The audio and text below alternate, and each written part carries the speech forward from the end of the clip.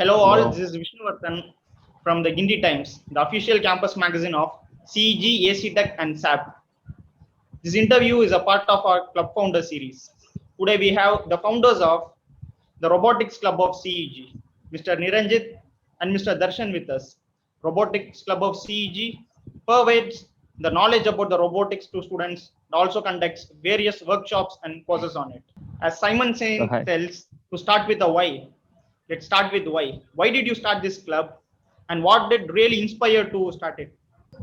Actually, we started this club around when we are studying third year, right? Third year. So we were discussing about because myself and Darshan, we were during our second years and all, we were participating different competitions. I still remember we went to many colleges and won many events, and we found people are very crazy about robotics that time.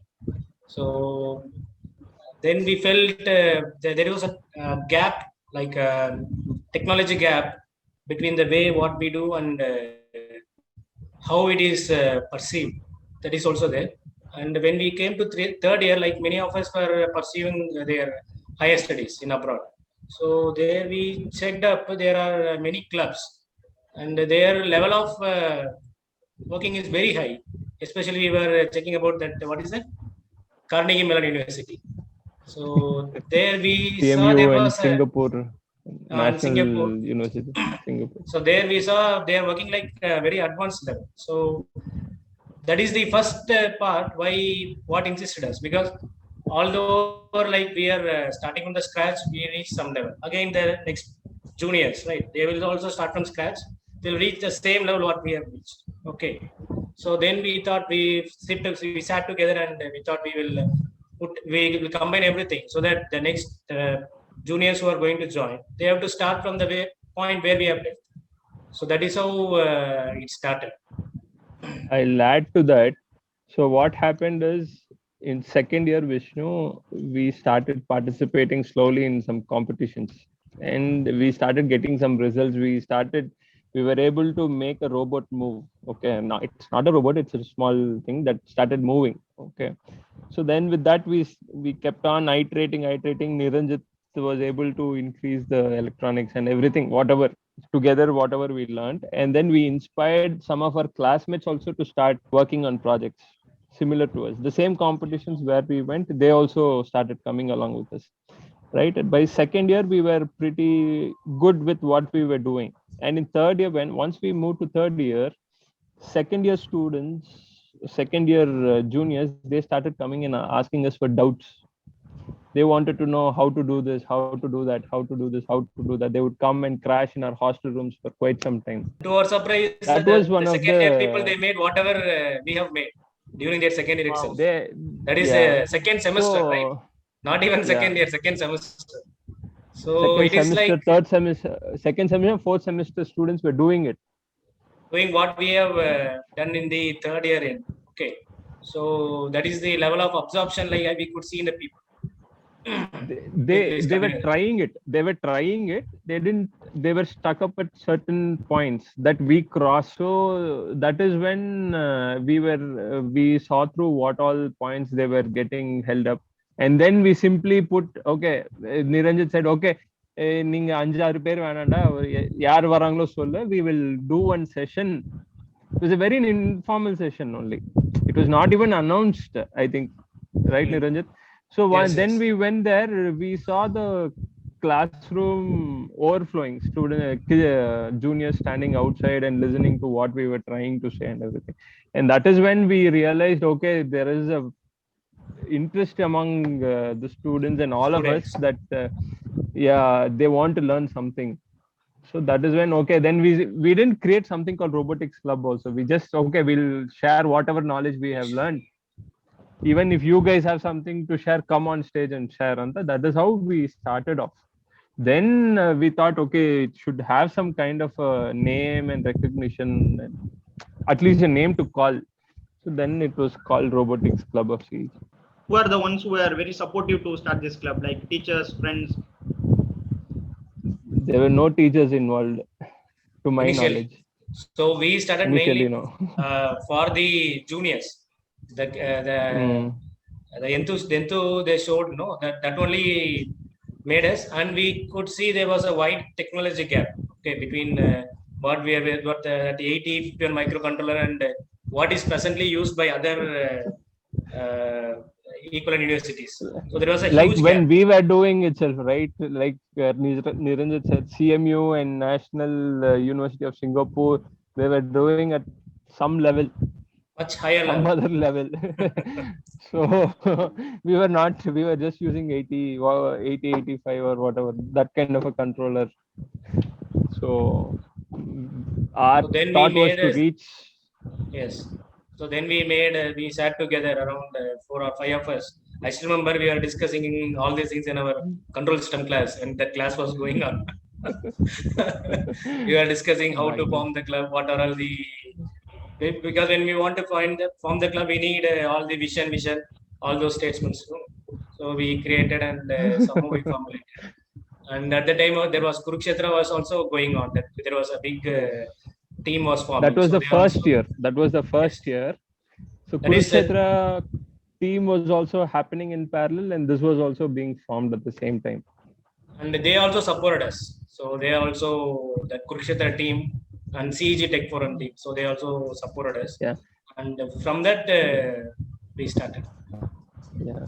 So Mostly the support.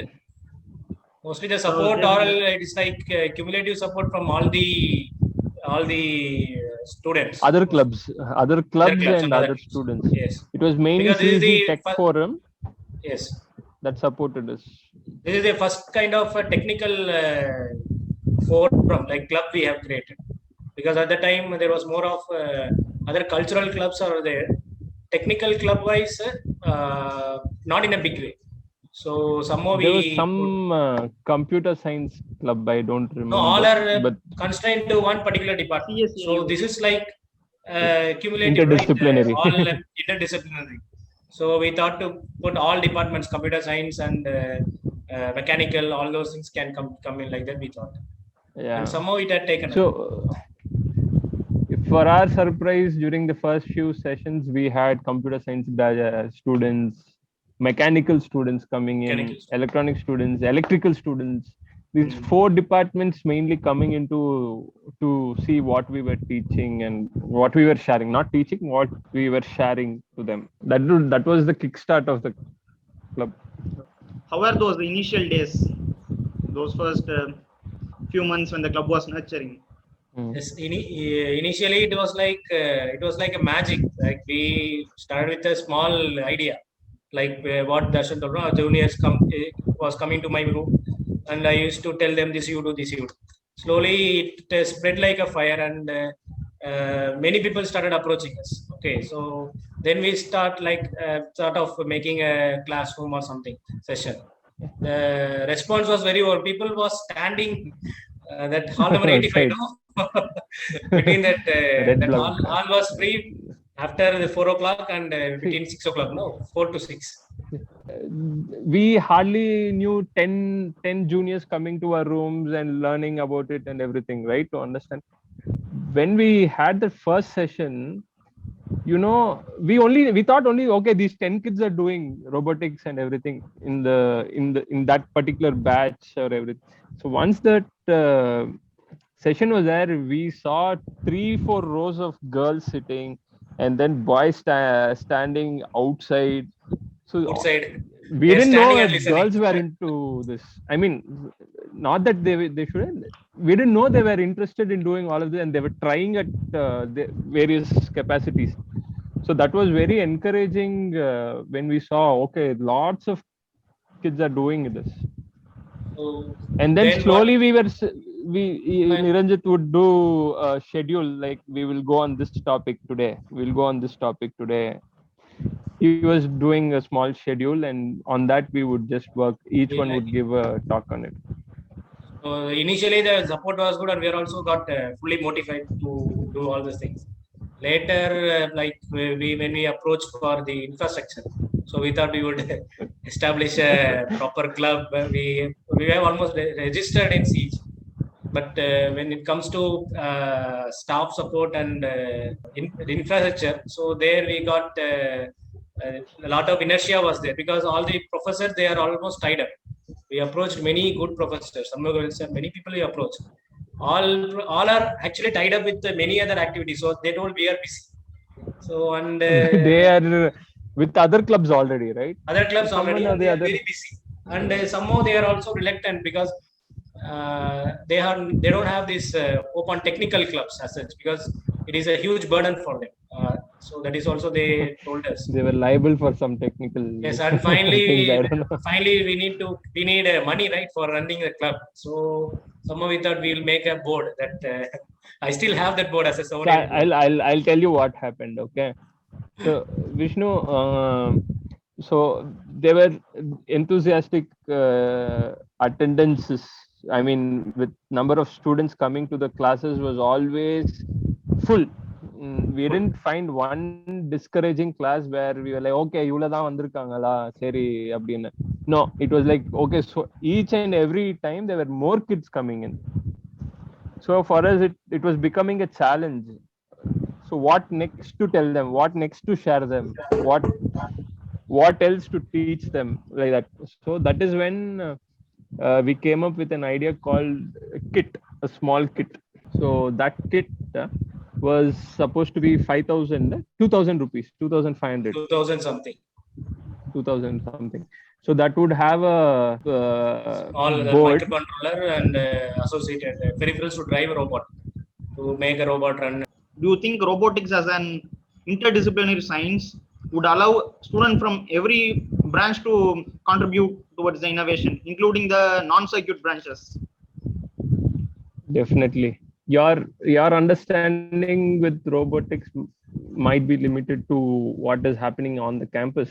But once you want a robotic infrastructure at an industrial scale, everything comes right from the infrastructure level where civil engineer has to plan so many things, mechanical engineer is involved, then electronics, then computer science, electrical is also there. 4-5 departments come into picture each time. You might have heard about Tesla factories coming up. It's all automated. Do you think civil engineer has no role to play in it? He has. He is the one that starts with the foundation, right? And then civil architects, so many people come into picture, mechanical, electrical, everybody is there. So see, as an electronic engineer, I just cannot do everything. You could have, if you have seen our first robot, it would have been like it's very bad. Circuits were burning and it was not even standing. So obviously mechanical engineers will have a scope. Obviously electrical engineers. Say, I will put it in a different way. Like when you address the problems, right now, any problems are like not like it's like a scientific problem. See, a robot can be used for civil building applications also, right? And all the electronic engineers and software engineers, we know how to implement, right? From the application point of view, the design point of view, right? On the system level, it is like all it is interdisciplinary. We are going to solve a physical problem, right? It is related to even if things are going to like NASA put a robot on a Mars, right?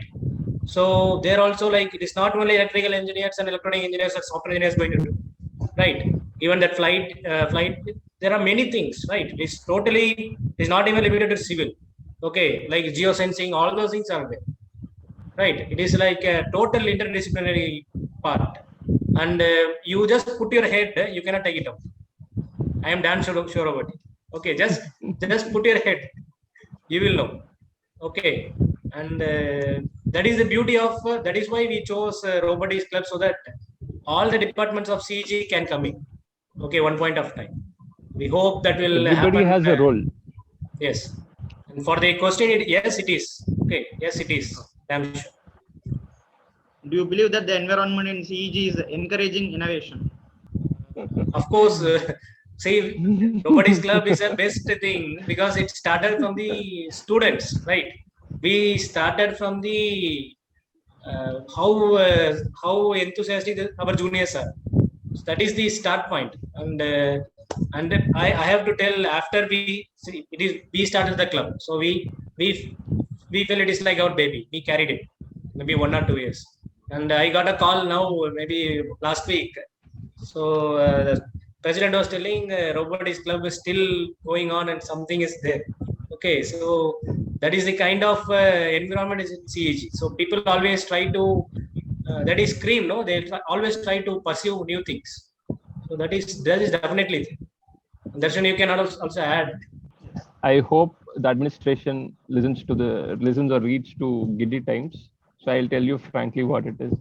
The administration is helping, but not enough.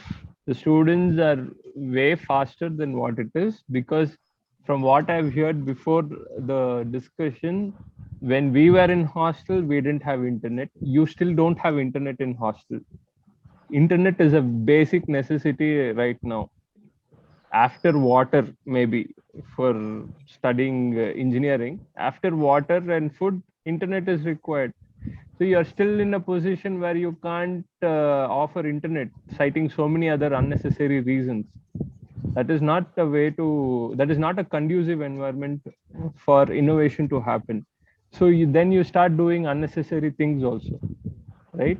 You know, a lot of students studying in CEG are capable of innovating, in spite of all these environments. They are innovating, they want to create something, they want to do something.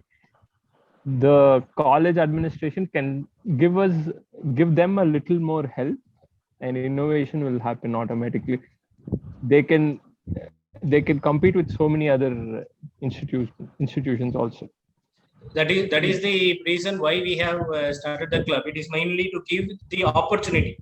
Okay, create a pool of opportunity to people. See, maybe some 10 or 20% of people will get opportunity to study abroad or go and prove themselves. Okay, and this is the part where everyone will be able to show their capability. Okay, it creates a opportunity. Once I no doubt in that, once if people are CEG people, no, once you put them, they will be able to do anything. And we have seen in the 2-3 years, we have seen. Okay, I don't know, we are making whatever we made in the 4th year, people are doing it the 2nd semester after the club. Okay, it is not that people are innovative, only thing the opportunity was not given. We made the opportunity at that time. So if support comes more from administration also, they can flourish. Okay, that is definitely. What are the changes that you are willing to see in a college syllabus curriculum so that students that scientific temper is driven towards innovation? One is like first is like the industries what presently users are different compared to academics, especially programming side or this thing. So one is, and it is a very academics and present this thing is totally, you cannot merge it. Okay, because you cannot ask people to study, go and read a TI, Texas Instruments controllers. It is very big. Okay, so one way they can rather doing academic changes, like they can put more on kind of practical classes. Okay, and informal classes. Okay, formal classes is for make credit, this credibility. Okay, you have to get the credit. You cannot make the syllabus very more severe, so giving credit is difficult. You have to credit themselves, and you have to create an opportunity. Okay, to prove themselves. And something like informal communities like this, and it has to be engaged into the academics some or the other way. Okay, all this right now, all the clubs are informal, right? All the clubs are informal, so some way it should be there to combine this and academics, because people feel academic work is different and the club work is different. When you come to industry, no, both are essential. More than academics, how you manage people, okay, how you solve the problem, how you see the problem, right? All those things you will learn from these kind of things, right? So this is my perception, like what we have missed. So once after entering industry, it is not your academics is going to, okay, academics is like your reserve of energy. Okay, but what you have to learn is how to see the problem, how to face the problem, how to solve the problem. Okay, I think I am more like an academician. Darshan is more like a other way, like he can handle problems. Okay. So he will be able to give a better things, and he had worked in many different kind of industries. So he'll be able to tell what is exactly missing. Vishnu, see, like Niranjit, what Niranjit says is very close to what should happen. See, for example, in second year or something, you're introduced to a particular concept, right? So you should be given a problem which the industry is facing. The industry is facing, and see if you are able to solve it with that. For example, I was introduced to 555 timer in my second year, or with respect to your civil engineering, you said you are doing structural engineering right now, right? So you know the formulas, right? You know the formulas, but he would have given you something, or he would, I don't know if you have faced a real calculation itself. So it's not Vishnu that should go and hunt for such problems. There are enough problems in civil engineering that the prof should be able to get such problems or such clients, right? There are so many construction companies, they should come and talk to you saying, can you give me a structural design for this? Whether the client accepts it or not is a different question, but you should have that hands-on experience. Okay, you have learned in second semester, you learned that formula. You should hands-on see where it is being applied. You're able to get what I'm trying to say. That is not happening. Video and make some changes in curriculum. Yeah, I don't know how they can bring it into curriculum. They are the best people to do that. Some exposure to what is happening on the field is very much important. That is when your mind starts working. See, the thing is like curriculum, you can, that is what you cannot put the real-time problems in curriculum, right? See, that is, it is, all this will come in the higher studies. Okay, for a person who is coming out of school, okay, from the first year to fourth year, you are not going to face the real problems, but you should develop an attitude. Okay, how to face the problem. It is not the problems are going to be in a book and you open the book and solve it, right? That is what we want. And this you cannot make it as a curriculum, right? Because even you see all foreign universities, during their undergraduate, okay, they used to teach the basics only. Okay, without basics you cannot go. Even they used to teach how gravity is formed, many things down to the basic. They are not going to discuss about black holes, right? But they will make the concept very clear, okay, so that you can pass your academics. But there will be an opportunity or informal communities to bridge the gap. Okay, that is how it should be. Okay, because curriculum is common to everyone, right? All the 60 people or 120 people. All the 120 people cannot study or score in the same way, right? Curriculum should be common. So that way, I feel we have to make the basics stronger. Okay, then give an option to everyone to perform in their own field. Okay, so that is how you cannot make that is because it is UG, right? You cannot like I could see I was there in 2-3 years. They called me for syllabus committee also. So I didn't attend it. I was out of station at the time. But after that, I was seeing some Python. Many things are there, and people are now learning Python, but they are not learning C, okay, or a basic programming assembly. Okay, the problem is you learn Python, you do something, but ultimately right now you don't know how things work on the core level. Okay, that is more important. Okay, you learn Python, and after that you cannot learn this. You cannot learn assembly.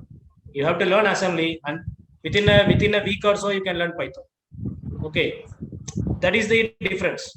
Okay, maybe if you are, I don't know, I cannot give a civil example.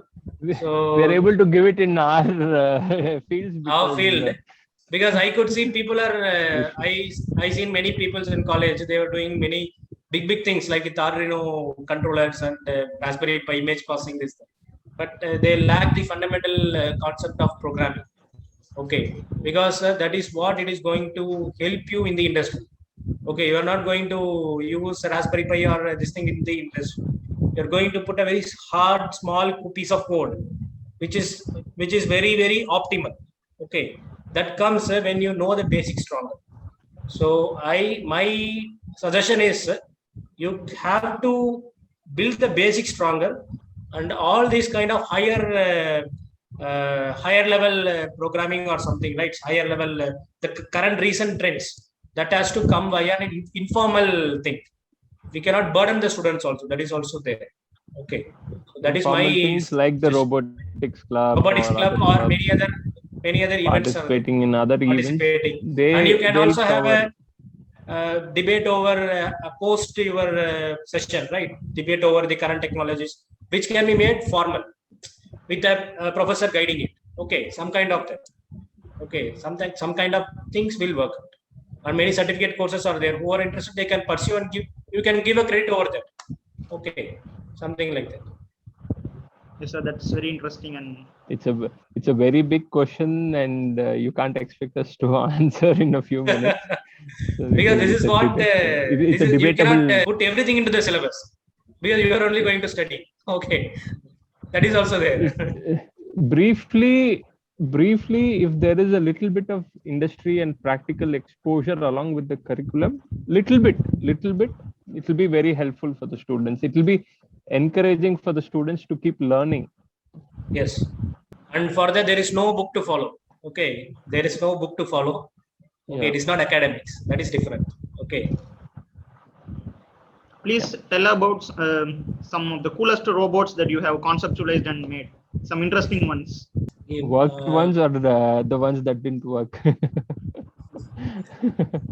So No, we initially like when we have many ideas of making different robots. Okay, because on the outer level we have many ideas solving many different practical problems.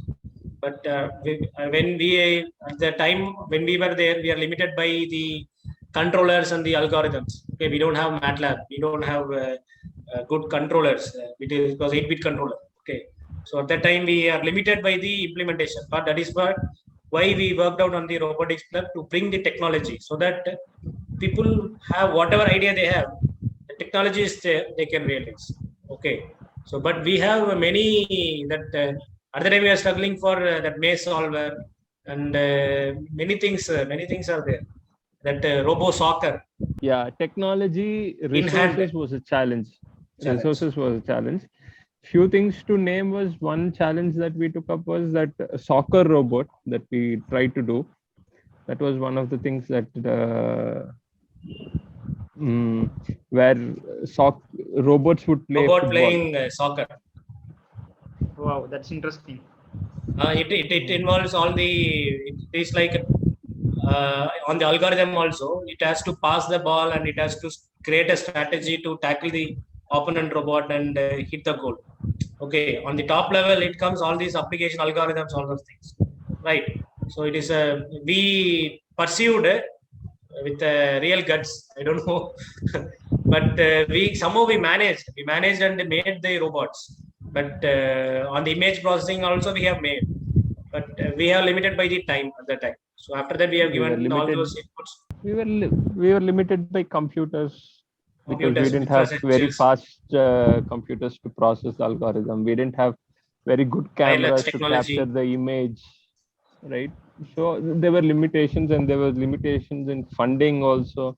We had pooled so many, and at that particular project, Kurukshetra CG Tech Forum chose it to display it as what was that as a project. Kurukshetra, one project they will display.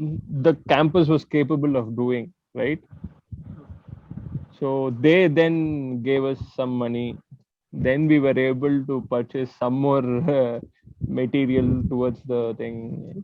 It was a process. That was one good thing that we did. It is said that we are ongoing a new industrial revolution. And what are some of the iOS related skills that every engineer should learn to survive in this era? See, now it is like most of the time, most of the engineers, they are going to work in a multidisciplinary environment. You are not going to solve. You need to have at least some kind of programming skill is essential now. Either you don't do programming or not. Don't do programming or programming.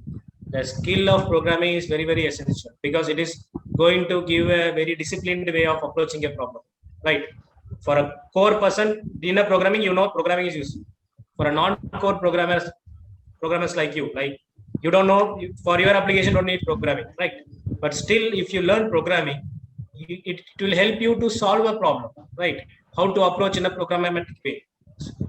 Strip it into small problems and do it.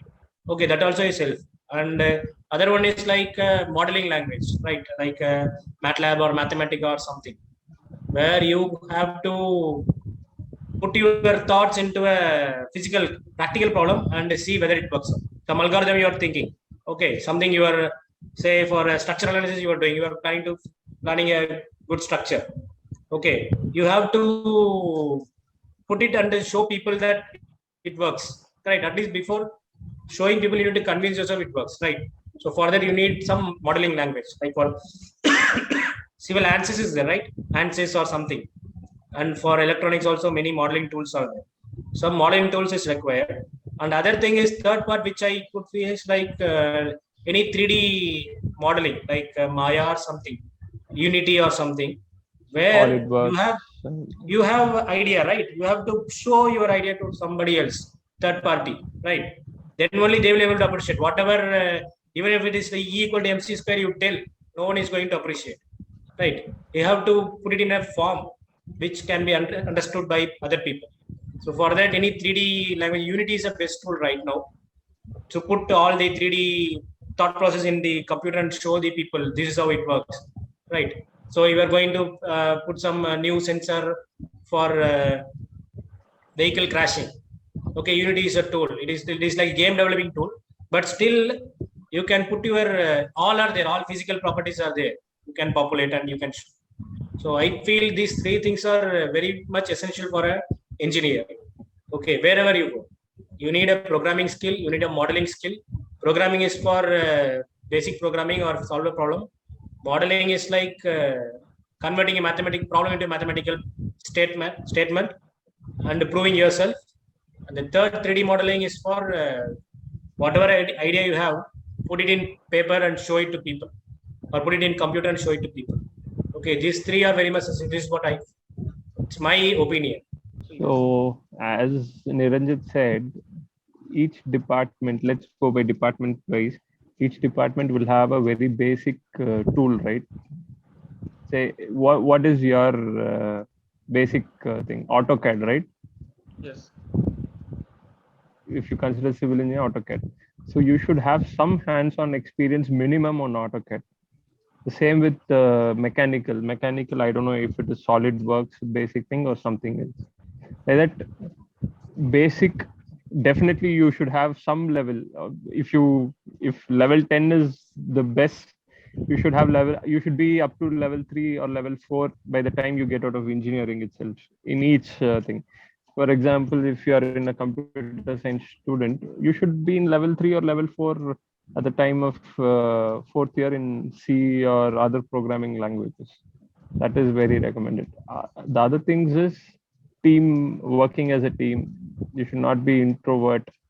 Those are some basic things that you need when you get into the industry. You need to speak well. That everywhere is happening all the way. They have enough people to coach you on that. You should be able to do well. Basic, your departments, any one software, you should be able to. You cannot escape a computer anywhere in any field now. So you have to have some background. Vishnu, you are satisfied with the answer, or you need to ask more? Thank you for giving a very comprehensive idea about everything, from robotics, okay, AI, IOIS, and everything, sir. Thank you very much for spending a valuable time with us. See you. Thank you. Bye bye. Thank you, sir.